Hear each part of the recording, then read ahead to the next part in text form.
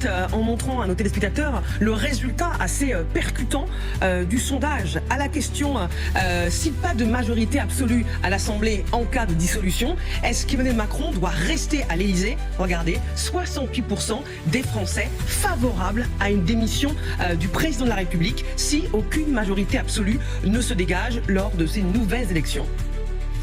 Le mouvement de colère, c'est une réponse de colère. Elle est juste, elle est juste dans son expression. Les gens disent que ce qu'ils veulent, c'est ce que vous disiez, c'est-à-dire une forme de stabilité. Donc, ils estiment qu'avec un départ d'Emmanuel Macron, on fait un reset, je reprends votre expression, on relance la machine. La colère qui anime en ce moment avec la situation politique que nous connaissons, on est quand même dans une situation de crise politique, crise financière, crise économique, crise sociale, crise écologique. Demandez aux Français ce qu'ils veulent, ils disent balayez-moi tout ça et recommençons. Après, vous connaissez le vieil adage, la colère est souvent mauvaise conseillère. Alors on verra ce qu'il en est. Moi j'ai pas pensé à la place des Français. Ils disent qu'ils souhaitent le départ d'Emmanuel Macron s'il n'a pas de majorité absolue, mais faudrait-il d'abord qu'il fasse une dissolution. Il dit le président de la République, par son entourage, fait savoir qu'il ne la souhaite pas, cette dissolution, mais que ça reste un outil institutionnel dont il a la prérogative. Marie-Malouine, pourquoi les Français pensent que la clé de la sortie de crise pourrait être le départ du chef de l'État?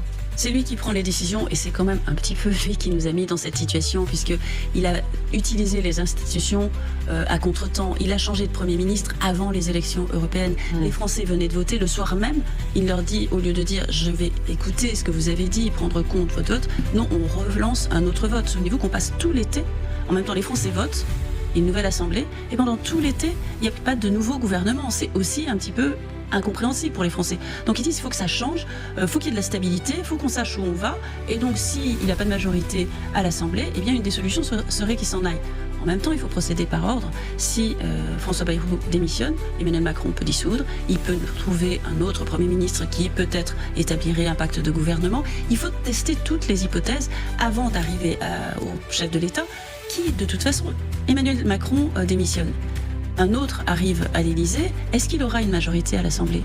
Si c'est une succession de coups de colère et de décisions hâtives, sans explication, sans prise en compte de chacun des messages des Français, notamment lors d'une dissolution ou de la constitution d'un nouveau gouvernement, ça n'apportera pas forcément la solution. Ce que les Français expriment, c'est qu'ils veulent qu'on sorte de cette situation où il n'y a pas de majorité et où ça n'avance pas. C'est ça qu'ils disent surtout, et qu'il faut qu'on leur parle et qu'on leur explique ce qui se passe et vers où on va. C'est le problème de François Bayrou qui n'a jamais réussi à faire comprendre où est-ce que vraiment il voulait aller. Nicolas Chaban. Et puis alors, je crois qu'il y a une autre chose à changer en urgence, le fameux logiciel. C'est-à-dire que nous, on a un ministère de l'Agriculture, mais pas celui-là. On en a connu 8. Et on a retrouvé dans 8 ministères d'influences politiques différentes à peu près le même résultat. C'est-à-dire qu'il y a aussi les fameux conseillers, les gens qui travaillent dans les ministères, cette espèce d'étonnant, vous connaissez Usual Suspect, c'est le fameux Kaiser Soze. C'est-à-dire que quelqu'un bloque, mais on ne sait pas qui. Il y a une espèce comme ça de culture par défaut, rien ne se fait vraiment. Nous, je crois que c'est le 8e ministère de l'Agriculture, ça ne marche toujours pas. Donc, même avec des politiques et des partis politiques différents, on arrive au même résultat et souvent aux mêmes impasses. Donc il y a aussi, à ce niveau-là, à changer bien des choses. Il faut que la courroie de transmission entre les consommateurs que nous sommes et la politique se réforme avec humilité et que les conseillers dans les ministères, finalement peut-être, on devrait faire des formations. On va envoyer des producteurs, des citoyens avec un peu de bon sens, de bienveillance, et on va parler pour expliquer aussi ce qui pour nous est un autre monde que sans doute celui de cette famille de gens qui organisent le monde pour nous. Et pardon pour la petite inclinaison de discussion de bistrot, mais malgré tout, c'est une philosophie, je crois, devenue générale.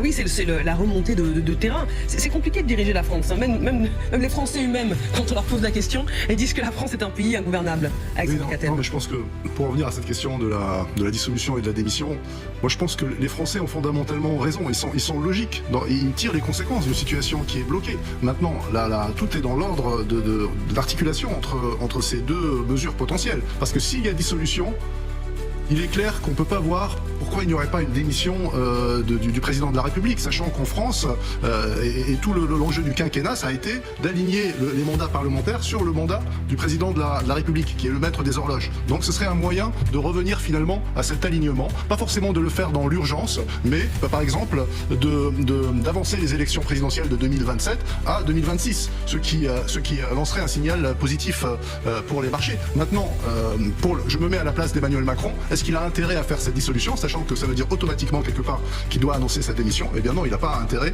à annoncer cette dissolution. Et effectivement, comme ça a été dit, la solution la moins pire serait de trouver un autre Premier ministre qui arrive à dégager une coalition gouvernementale relativement large, ou en tout cas à faire tenir encore un peu ce quinquennat.